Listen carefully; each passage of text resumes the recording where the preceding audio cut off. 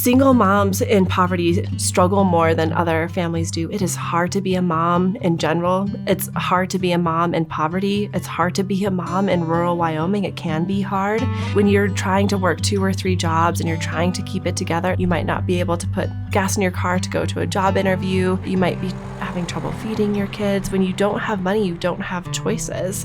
And so the stability that our moms gain through improving and growing their income allows them choices. Being isolated in poverty can be really lonely. I think it can be hard to overcome barriers. So women come to Climb, I think, unsure of what to expect, and then the impact of the program, not only on their job and their wage, but really on their families, on who they are, on their confidence, and the ability to see more of their future than maybe they've ever been able to see.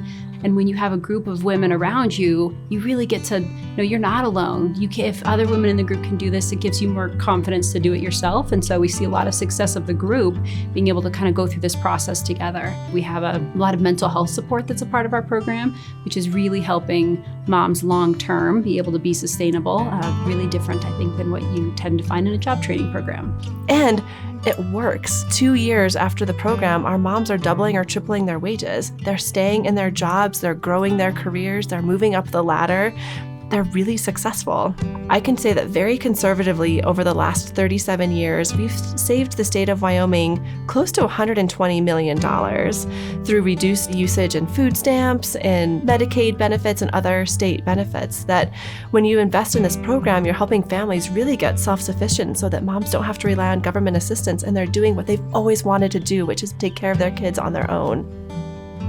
One of my favorite things is being able to be in a community in which I know Climb exists, and I can see the influence of moms as they are working professionally throughout the community. So I might see a mom driving by in her truck and she honks the horn and waves, and I might go to a soccer game and I see a mom, and now because she's found some stability, she's able to have her kids in extracurricular activities. And so I think really having moms infused in the community is a really cool thing to see. We hear all the time from schools or from counselors or community members how they're watching these kids' lives change, and that they ask themselves what's happening, and they can see that the mom is going through the program and finding success, and the kids are on that journey with her, that when she's stable, they're stable. It makes me emotional to think about that, to know the struggle that they were experiencing before Climb, or maybe the hopelessness, and they are crushing it in life right now.